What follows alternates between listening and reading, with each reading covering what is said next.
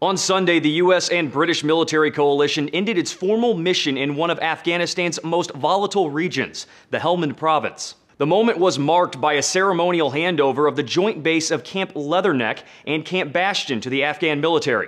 This is the largest installation handed over to Afghan forces so far. The base stretches over 6,500 acres and reportedly once resembled a mini-city, though the population has dwindled as operations in the area wind down. The province has been hotly contested by Taliban fighters since 2001.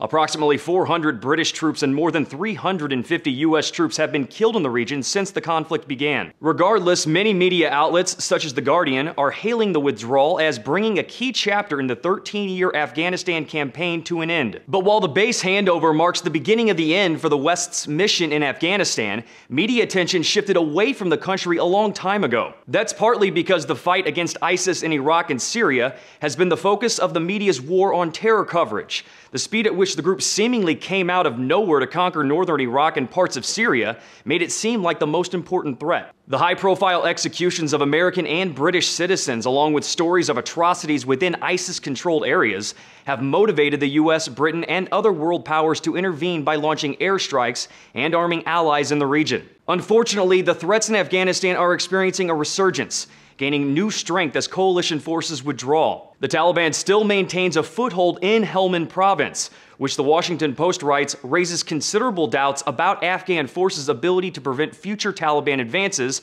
after Western troops leave. The New York Times reported just last week the Taliban has made advances in northern Afghanistan as well, giving it complete control of 2 districts and more power than it has had in the region in years. U.S. military officials have repeatedly said the Afghan military of today is vastly superior to just a few years ago, saying they're confident Afghanistan will continue to improve.